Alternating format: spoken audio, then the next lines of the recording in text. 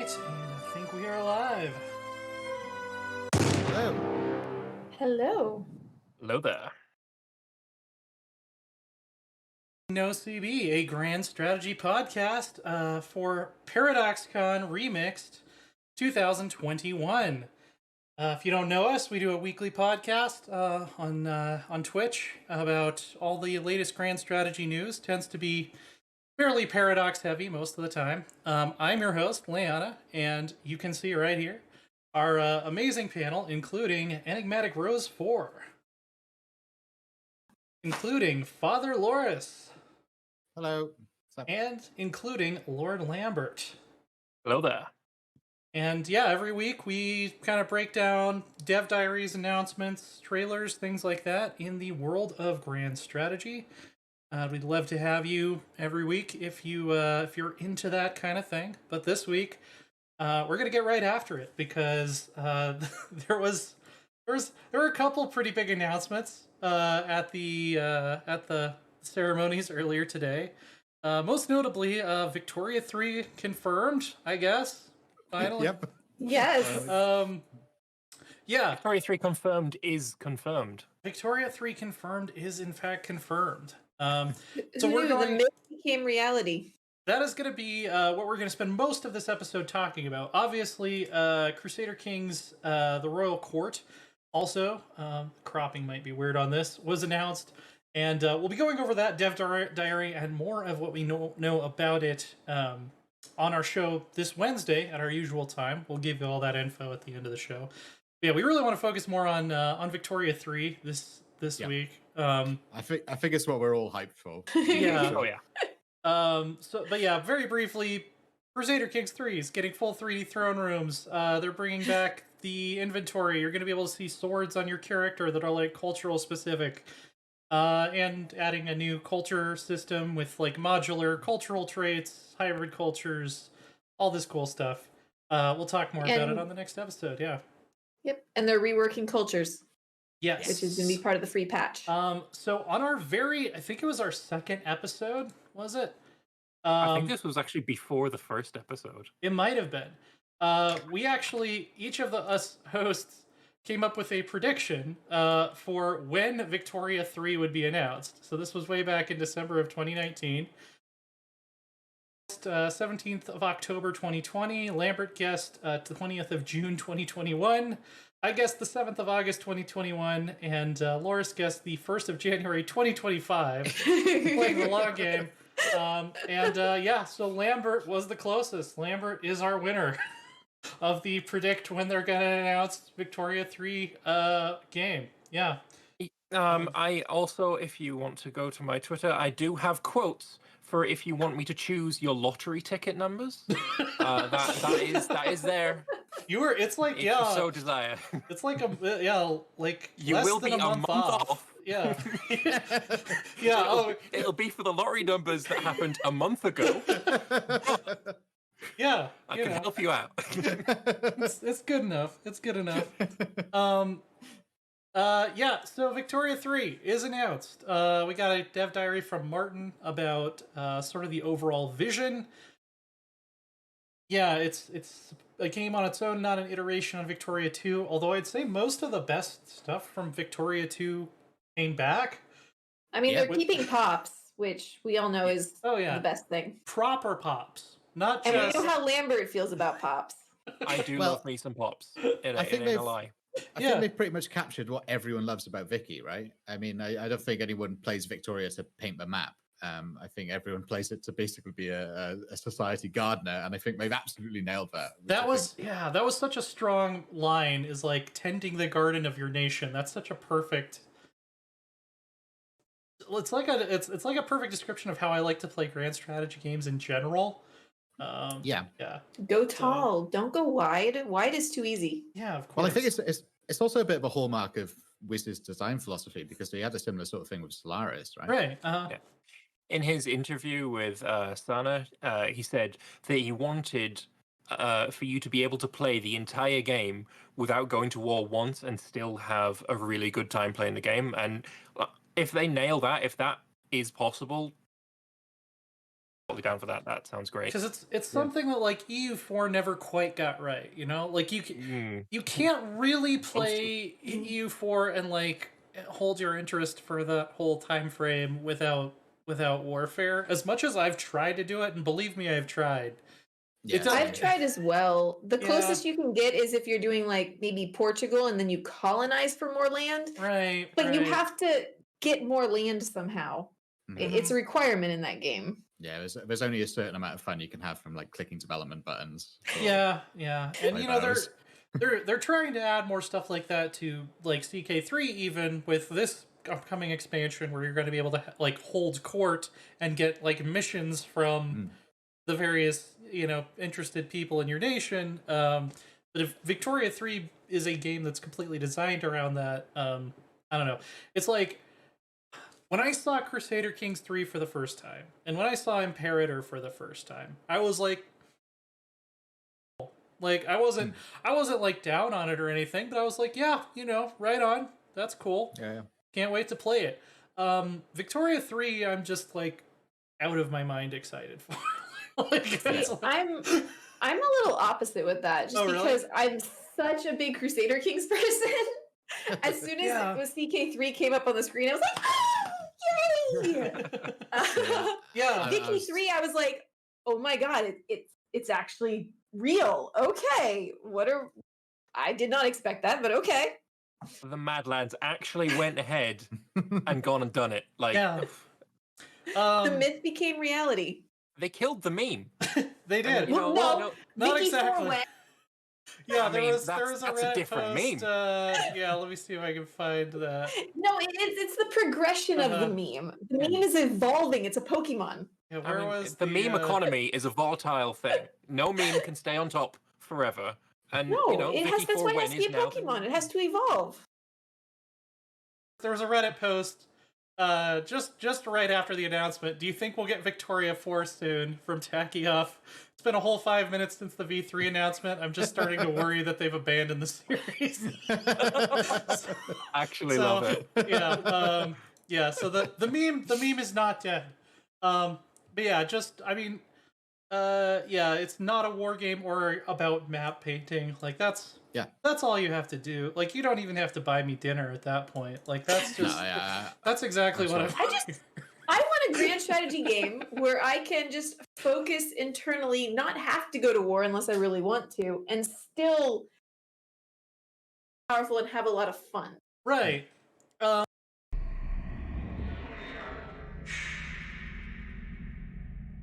my end. Are they actually answering you? Okay, so he said yes, waiting on the feed. Yes, we are live. There we go. Okay, cool, we're back. Fantastic. Yeah, there was like an EMP went off at my house or something. Like my internet went out and my monitor turned off at the same time. Luckily, an ancient Roman EMP. Yes, of course. They time traveled, used mods. Yes. Yeah, the time traveling Romans are always out to get me because I won't stop. Yeah, Roman Empire. Yeah, I think we were talking about causes and effects and stuff in Victoria too. Yeah, and ways that you can play without map painting, like adding countries to your market and stuff like that. Is going to be one way to do that, which is pretty cool. I mean, like I said, I'm more interested in the aspect of, for example, different pops owning different things and getting different amounts of wealth for them. For example, if you change your laws to be a certain way, then certain pops will get a certain amount of income, and that will change their ideology and their radicalization. I love it. I'm thinking this is, I don't know, like Vicky 2, I only played like 7-8 hours of it because the UI, and I walked away. But that's fair. That's fair. I mean, you put it with CK2's UI. Hey, CK2's UI. Vicky 2's UI was special though. Vicky 2's UI was special. It was in Vicky 2's defense, its UI, the base level UI that you have, had the most information readily available out of any game that I've seen them have since. Like, the amount of information on that top bar is second to none. It's phenomenal. I think it's TMI. Was not. No. I disagree. Yeah, no. I mean, like, I think that's the beauty of Victoria 2 is that there's so much going on. I mean, you don't need to know everything, but the fact that it's so complicated, I think, is what makes it beautiful. And there is a demand for those sort of games, you know. Yeah. In the Paradox community, you know. But brilliant. The images we've been given so far on the Steam store, it looks like the UI is much better. And I'm excited to be able to get my hands on it at some point. Yeah, let me pull up the screenshots real quick. One of the things I'm really excited about as well is the idea of, like Laura said earlier, the cause and effect. If you that makes your factory more efficient, that's great. You make more money. But the pops that used to work there are no longer needed. They become unemployed, and then maybe as they're unemployed, damn, innovation's taking my jobs, and you're going to radicalize, and you're going to have problems there as well. Exactly. And although it's like not scripted, you're going to find like Luddites forming around in your countries over these things. And they're not scripted like Luddites. There's no, as far as I'm aware, there's no file or something that says Luddites. No, it's literally it's natural, it's organic. Yeah, they lose their job, which means they don't have wages anymore, and their standard of living goes down, and then they radicalize. It's which makes sense. And it makes a lot of sense. It's almost like the coming robot apocalypse. There's going to be an automation apocalypse, and it's going to happen very soon. And self-driving cars. America's like the same, right? There's no scripted, as far as I'm aware, American Civil War. It's a natural progression of landowning gentry want to have slavery. They benefit from it. They support it, and then if you get rid of it, there'll be knock-on effects.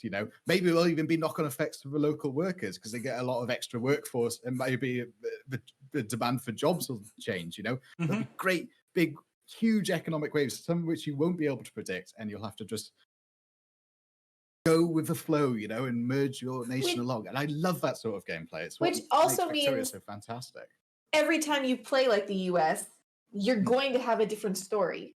Oh yeah, 100%. I mean, you're not going to know exactly. 1860 or it's whatever. Civil War o'clock. Yeah. Time to get out the hardtack. Yeah.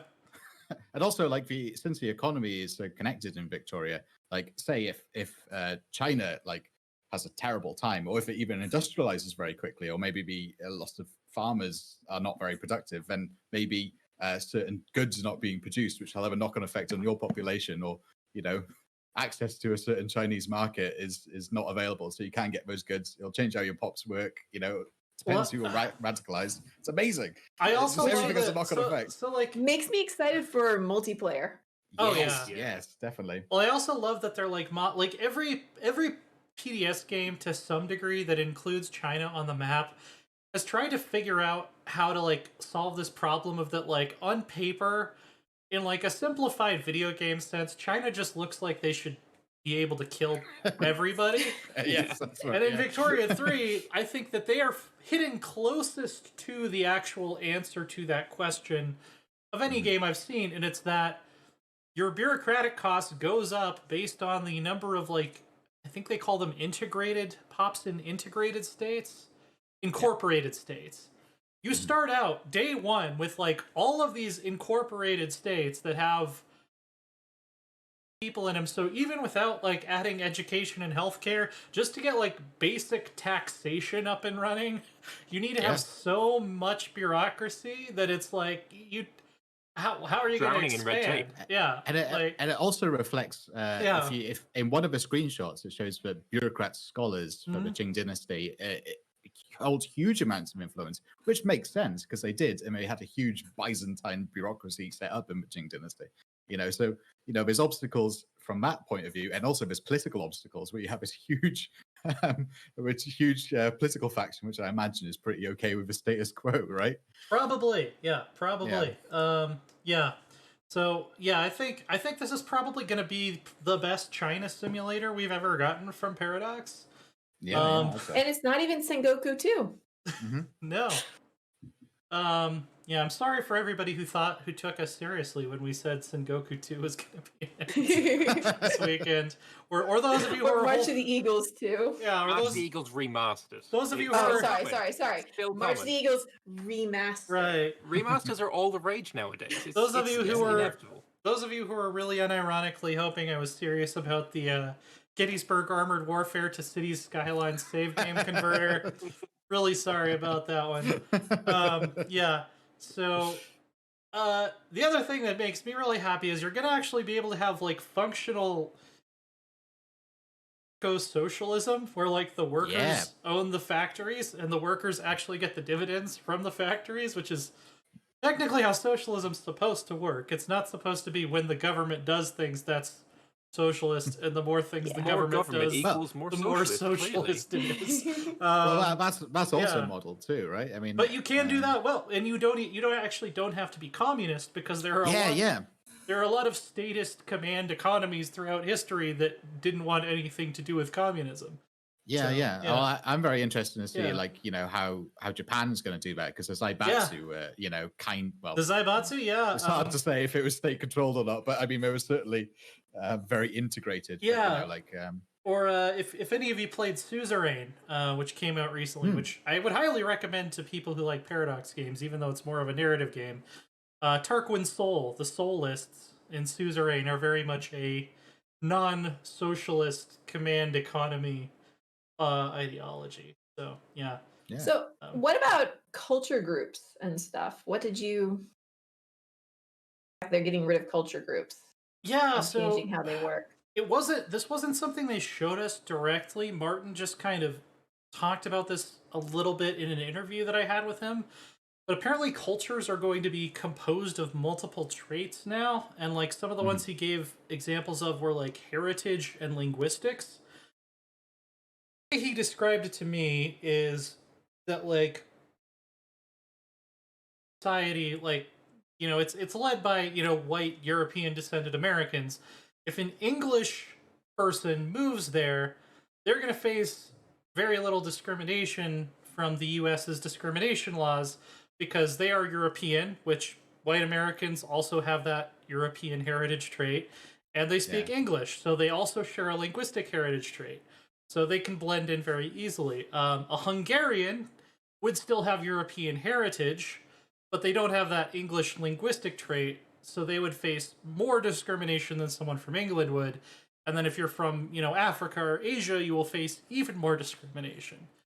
Because you don't share linguistics or heritage, which is kind of interesting. I'm really looking forward to the dev diary to learn more about how that works. I'm looking forward to it. I hope it's an exception for the Irish, because they speak English. And what I would love to see is I would love to see it generate like melting pot cultures dynamically. Like Irish American and Italian American. If like in those pops CK3. have been there for a couple generations, that would be really cool. Yeah. And that was something you did start to see. Yeah. I do find it quite interesting. A lot of the worry that you've seen regarding, you know, before Vic3 was announced, it was like, oh, they'll never make Vic3 in today's climate and stuff. And it's like, they've turned racism into a mechanic, kinda. Americans are more comfortable with white British people coming to America than they would be for, say, a well, in the early 1800s Asians or Africans to come over, like that. The mid 1800s was when they had a lot of people coming in from Asia, Chinese, Japanese later. Chinese very well though. No, it led to a whole bunch of issues and things, and would be very interesting in a society simulator. Shying away from. So there's some really awful things that happened historically, and they're not shying away from it. They're word. The word I'm looking for is simulating it. They're letting you simulate it and either you know, run into it and have to fix it, or try and avoid it before it happens. You can't make a game in the Victorian era without without having racism in it. I mean, Victorian era is rife with it. Recalcitrant Jester in the chat says, "Shout out to the Chinese Exclusion Act." I think that's the first time I've ever read that sentence, and I hope it's the last. Yes, yeah. But yes, that will be modeled. It's a banger of a joke. It's a very good joke, and that will be modeled in Victoria 3. So that's one thing I'm really looking forward to seeing, and hopefully in future dev diaries, is just the decisions you might be able to make as a nation, if that's unique, or if they're dynamic, you know. Thing like we haven't seen anything like a decision screen yet, so that might be. I'd be interested if there is one, even, you know. Of some sort, I would think. Yeah. Well, we were told there were going to be formables and releasables. Right. So you'd have to assume that they would be in some kind of decision area. True. Yes. True. Yeah. Couldn't form Germany without a decision. Yeah, of course. Yeah, I mean, I think every Paradox game has a decision screen, so it'd be kind of weird if it didn't. It just forces you to do it. You conquer enough of Germany, it forces you to be Germany. Yeah. No, I don't want to be Germany. No, you really please don't make me be Germany, please. Speaking of uniting Germany, you don't have to conquer everyone with force of arms now, because now we have the what they're called, diplomatic plays. Plays, that's it. So it's almost like the way I've been describing it is like diplomatic combat, and it's clearly an offshoot of the crisis system in Victoria 2, but this is just like for CBs. We really are in the era of NoCB now. The best era then. Yeah, where it sounds like our place. You can put demands on the table. Your opponent can put demands on the table. You can maneuver. You can try to sway other nations onto your side. And ultimately, either one side can back down and give a small concession to the opposing group, or you can just let it tick over and go to war. Deciding when to hit the mobilization button is going to be a factor there, because that can... You could be more prepared than your opponent if you hit it early, but it also might make you look more threatening. So they might back down. Yeah, roll intimidation. Yeah, technically, you could conquer. Theoretically, if you had enough time and you were good enough at diplomacy, you could conquer the world without firing a shot. Well, that's what it's supposed to be. This is what gunboat diplomacy is supposed to be. Right. You know, you send your gunboat there and you go, we've got a gunboat. Yeah. You don't want us to use it, do you? The country. You know? Stop having it be closed. Yes. Well, you say that is a thing you can do, right? You can. You Open market is one of the Yeah, there's some really interesting ones. You know, someone, I don't know who, made a great thread on Reddit. You know, this is not in some person maybe.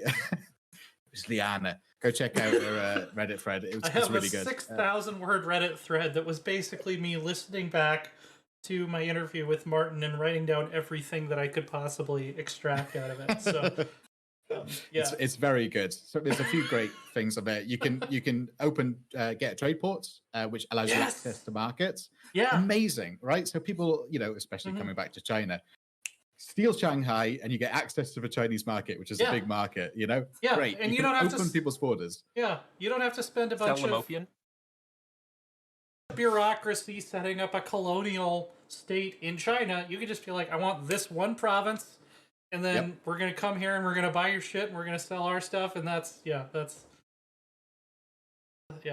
we're going to do it. So, yeah.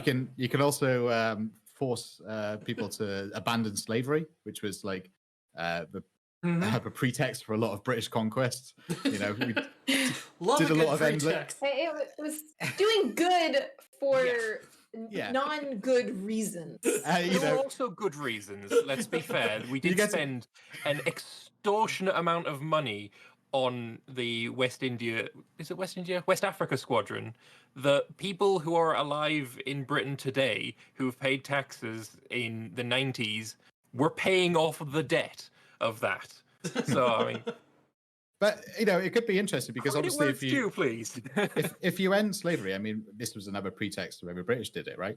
You make a lot of consumers, right? Free people who can buy and sell stuff. It's good for the market, right? Yeah. So if you want to have a great area that has a lot of consumers, go there, end slavery, and whoa, you've got a lot of free population. So that might be buying your consumer You do have to make sure they have money to buy stuff, or they're going to become Luddites. And so you build some factories and you give them jobs making stuff. Yeah. You declare war on the French and you steal all their money and give it to the slaves. I mean, or the former slaves. Yeah, exactly. I see no issue with this plan. It's foolproof.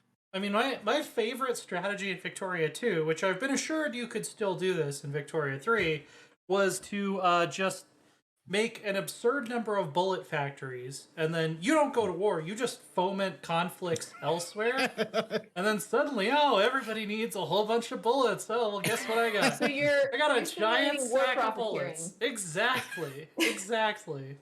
I see no issue with this either. I'm like, my people don't have to die. They just make the bullets and export them, and that's, everything is fine. Your economy collapses because there's world peace. Yes, of course. Another thing I'm really, really looking forward to is the changes in revolutions. So in Victoria 2, you basically, if you remember, you had a rebel pop, and it occupied your capital or a certain amount of your territory, and then power you'd switch. And normally, if you wanted to be communist, you just let the rebels sweep over your nation and just fine, whatever. But now you actually get a civil war, and you pick the reds or the whites, and then other nations can come in and influence the side, basically. Say if you're Germany and Russia's having a civil war, you may want to be supporting the reds because it might weaken Russia and knock them out of a war.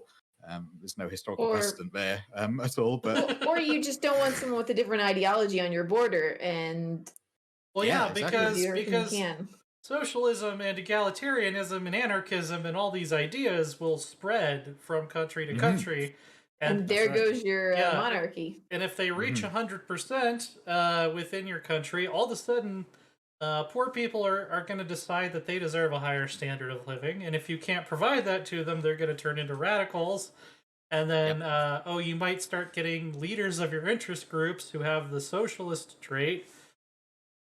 They're your interest groups socialists, so it's one of those things where you just have to censor the papers and lock down the border and hope that nobody reads the bread book, because that would be bad. I think if you give them a lot of stuff, like that's the American method, is just make sure that they have more than their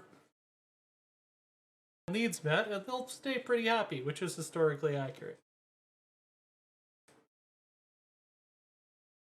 I'm sure, like, if the Paris Commune got out of hand, the Austrians and the Germans probably wouldn't be too happy. Probably, yeah. I mean, anybody will look for any reason to beat up the French in general. That's how. It's just good sport. Yeah, It is though. Vicky3 will most likely start way after the French Revolution, though. Yes, it does. That would be interesting to see the pop system. Yeah. Well, the French had a lot of upheaval in this time period. Anyway, they had Napoleon III.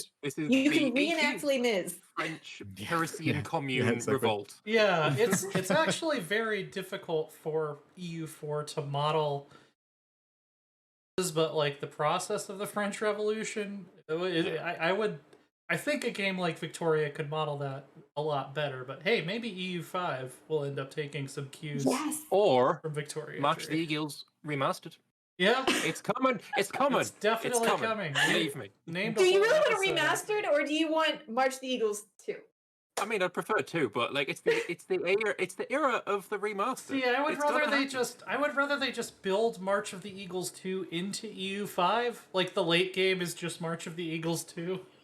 Honestly, I'd kind of prefer them to when EU5 comes out. I kind of want them to stop in the 1700s and have 100 years of, or maybe like 50 years for March of the Eagles 2 that sits very squarely between EU4 and Vic 2. I've heard that. I've even heard people argue for splitting EU into two different games, but kind of needs it. Yeah, we've got. I mean, yeah, you'd have the beginning colonization, Renaissance period, and then you get into the Enlightenment era. Yeah, as a whole different game. I mean, even warfare in early EU4 and late game EU4 is way more radically different than I have cannons now. Yeah. Well, I think it kind of needs to be split so we can model that. But we will definitely be talking about the announcements much more in depth for Crusader Kings and Victoria on our next episode. Our regular time is every Wednesday at 3:30 p.m. Eastern time on twitch.tv/NoCB. Which is 9:30 p.m. CEST. Yes. So definitely go give us a follow there. You can subscribe to the podcast basically anywhere that there are podcasts. We're on iTunes, Stitcher, Spotify, all that cool stuff. We're also YouTube. We have Twitch VODs. Yeah. So we have a Twitter. Yeah, we'll be talking. We had a limited time today, but we'll probably be talking for quite a bit about CK3 Royal Court and Victoria 3 on our next full-length episode. Yeah, you can see all of our individual social media handles here as well. Rose, what do you do on your channel right now that people might be interested in? Play Crusader Kings 3. I'll actually be here on the PDX channel in about 24 hours again with the Stellaris panel. The CK3 Seven Seals event on Saturday, as well as a String of Kings, which is also here on the Paradox channel. Grand strategy games like that. Lambert, what have you been up to on your channel lately? I do quite a lot of Imperator Rome, hashtag saveimperator. Yes. And I will be going quite hard into Victoria 3 with going over dev diaries, theorizing, analyzing, all that good stuff. So if you want your Vic 3 news, follow me. Yeah. And Father Loris, I'm seeing some people in the chat say they didn't even know you were the chapel guy. But well. Yeah. Well, it's forbidden knowledge. Yeah. Chapel comic, yeah. I draw comics, yeah. You have anything? All right, go check them out. Just go have a look at them. Hashtag saveimperator should be the next meme. It should be. So I am all on board the same. Somebody said it as a joke in one of my Twitch streams. I'm like, you know what? I'm taking that, and it's been on my the stream title every time now. Nah. Fantastic. It's all about the Victorian era. Fantastic. Lore Sworn Order is my channel. I haven't been streaming a lot lately, but I do play a lot of grand strategy games. Crusader Kings is also probably my favorite, but Victoria 2 might change that based on what we've seen so far. I stream over there generally every Sunday. Not this week, but yeah. Thanks for tuning in. We'd really appreciate it if you would give us some follows, give us some subscribes, give us some stars, some reviews. Ring some bells. Stuff. Yeah, there's something about a bell. I keep hearing about this bell that you're supposed to ring. This fabled bell. No one actually presses the bell. Yeah, I do YouTube. The bell is actually really important. Please click it. Yes. And we do get the YouTube up. The YouTube is just our Twitch VOD. So if you can't catch us live, but you want to see face cam and all that, it's on YouTube. I don't do YouTube, so I can say don't press the bell. It's really annoying. You get notifications all the time. Yeah. Like it's the best Anyway, time. we gotta say goodbye. And we hope to see you every Wednesday. Bye. Enjoy the rest Bye-bye. of PDXCon.